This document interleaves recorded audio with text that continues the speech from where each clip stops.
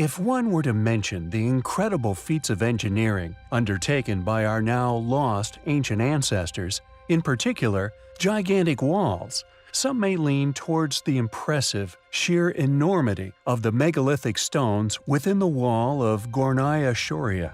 Or more commonly, the Great Wall of China is the more popular choice, or the more obscure, lesser-known Great Wall of India. Undoubtedly, the Great Wall of China was a feat of monstrous proportions, having been built to such a scale it's visible from space.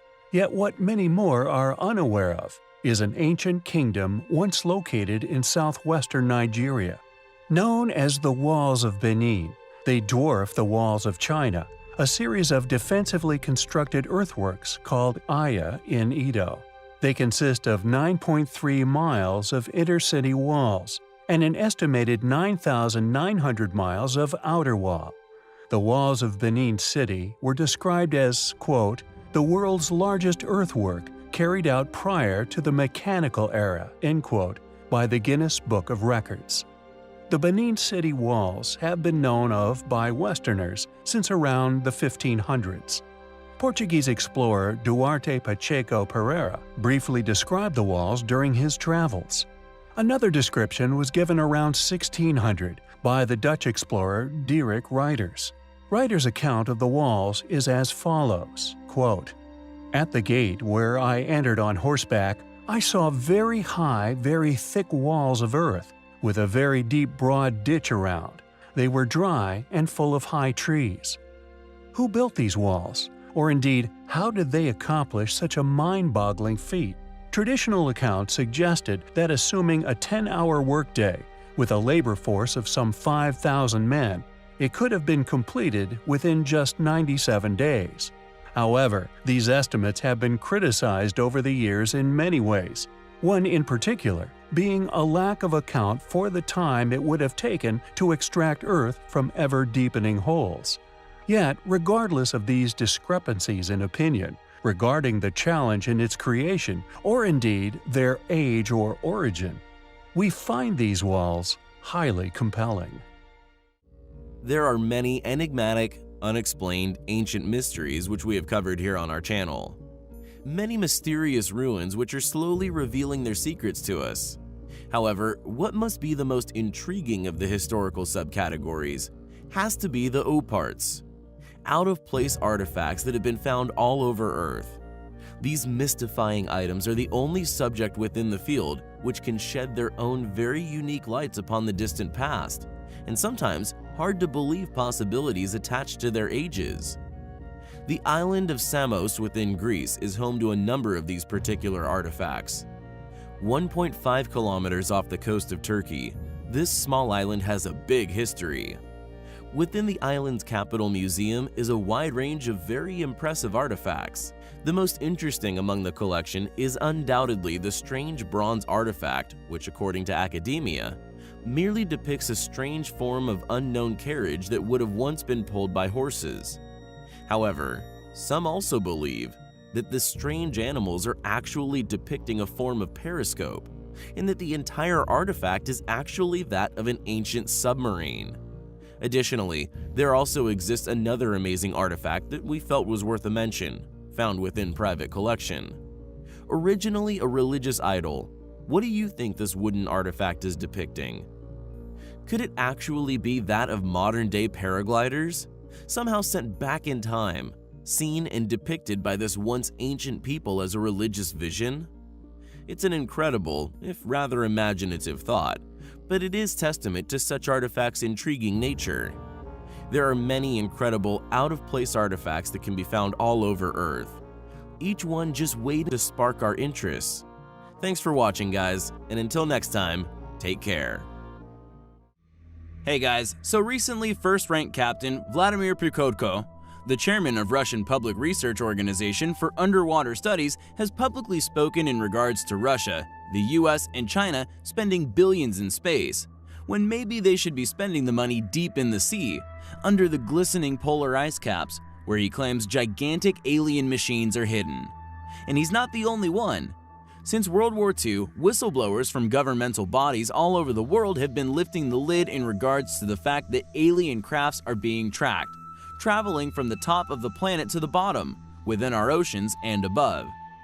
During the naval operation known as Deep Freeze, men aboard a Russian icebreaker would later testify to witnessing a craft surge through 10-foot thick ice, flinging huge chunks in all directions. A silver vessel then shooting off into the atmosphere. Dr. Rubens Disviela, a famous Arctic explorer, was among those who testified to witnessing the terrifying event. Upon exiting the ice-cold waters, he stated that steam erupted from the body of the craft, indicating the huge amount of energy these mysterious USOs possess. In 1997, Prikodko said Billingshausen Depression, near the Antarctic area, was examined by the Australian Army at a depth of over 6 kilometers, where cameras recorded strange oval objects which emitted an intense interior light. The film was reviewed by experts from the Royal Institute of Oceanology. Their conclusions were that the structures were of artificial origin. Russian naval vessels also report often tracking submerged dishes, traveling in excess of 150 knots or 280 miles per hour underwater. Former USSR Captain Vladimir Azaza, head of the navigational section of the Oceanographic Commission, said when questioned that about 50% of encounters with UFOs are connected with the oceans and 15% are connected with lakes, making a huge portion of close encounters in the form of unidentified submerged objects rather than flying.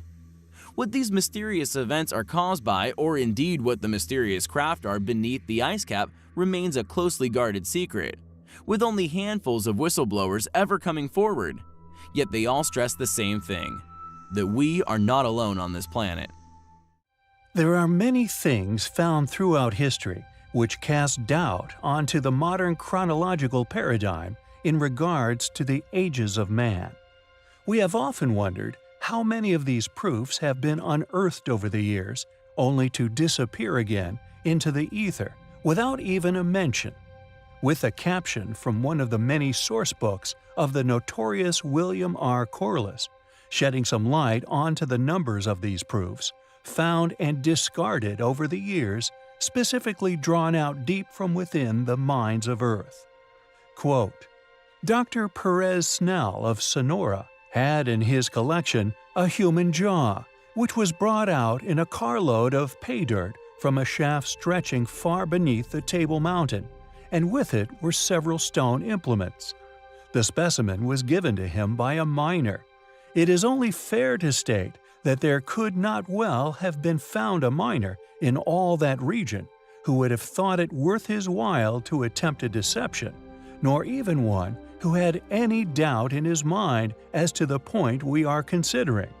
For they saw the products of man's work come out with the gravel too often to pay commonly any attention to them. The only wonder, he even took the trouble to pick out the bone at all.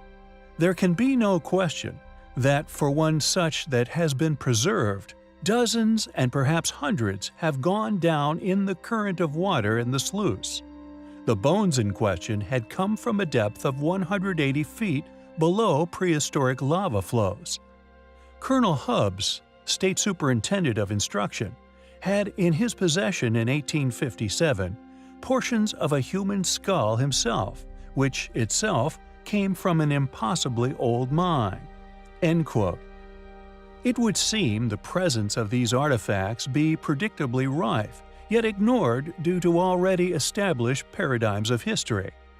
The Calaveras skull, also known as the Pliocene skull, being one such artifact. A human skull found by miners in Calaveras County, California, dated to as early as the Pliocene. Thus, it supports the idea that humans, mastodons, and mammoths coexisted, but also pushed the timeline of man back an unacceptably long way, that in regards to modern paradigms, predictably, the remains, due to miners' lack of collecting them, has been heavily argued as a fake. On February 25, 1866, miners found the human skull in a mine, again beneath a layer of prehistoric and easily dated lava flow at a depth of 130 feet.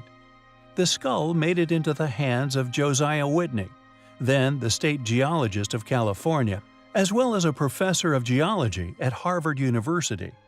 A year before the skull came to his attention, Whitney had also published the belief that humans, mastodons, and mammoths coexisted. Thus, he became an instant advocate for its popularization. The skull served as proof of his convictions. After careful study, he officially announced its discovery at a meeting of the California Academy of Sciences on July 16, 1866, declaring it evidence of the existence of Pliocene-age man in North America, which would easily make it the oldest known record of humans on the continent. We find the skull, and indeed William Corliss's research, incredibly compelling. During our research, we have stumbled across countless legends and accounts from history which tell of ancient giants. Not only legends, but photographic evidence, and an equal amount of initial newspaper reports of their discovery. This often accompanied with the mention of the Smithsonian Institute's insatiable interest in such finds, and then an inevitable erasure of said finds from future research. Rarely has an ancient giant been allegedly found, with the remains seemingly slipping the net of said institute's attention, making it into mainstream research and an ally's collection before the Smithsonian was able to make said discovery vanish from history.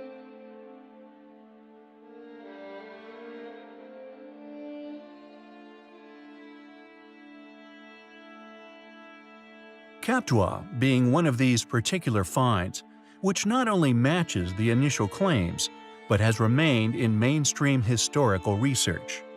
Tales of a two-headed, 11-foot-tall giant are not only corroborated by photographic evidence, but the actual mummified corpse of the giant himself. The initial discovery of this incredible being was made back in 1673. An ogre, or two-headed giant, is said to have assaulted a party of Spanish sailors, who fortunately overcame said giant with cunning. After trapping the giant, the sailors planned on killing it, fearing repercussions if released. The cause of the giant's death, however, has long been debated, but what cannot be denied is the astonishing remains which eventually made their way to London. The mummy then vanishes from the history books for nearly 400 years, reappearing in 1914 on the shores of the Burnbeck Harbor in the UK. The mummy inevitably became an extremely popular attraction, with people traveling from thousands of miles away to come and peer at this once monstrous two-headed giant.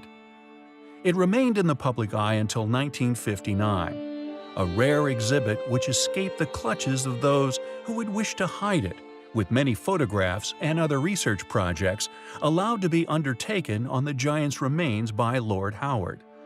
This incredible giant, thanks to the Lord's dedication to said curiosity, remains in existence within the public's domain, an undeniable verification of a lost race of giants, which we have long claimed to have had first-hand experience of in their past discovery.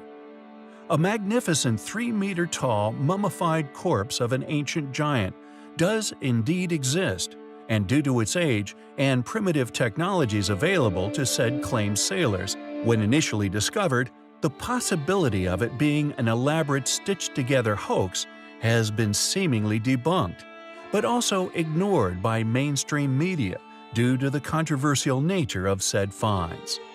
Who was Captua? Was he part of a race of beings in Patagonia, a race we have merely seen these remains of? Is the corpse authentic? If not, how is he constructed to such an astonishing detail so far back in history? Captua is undoubtedly highly compelling.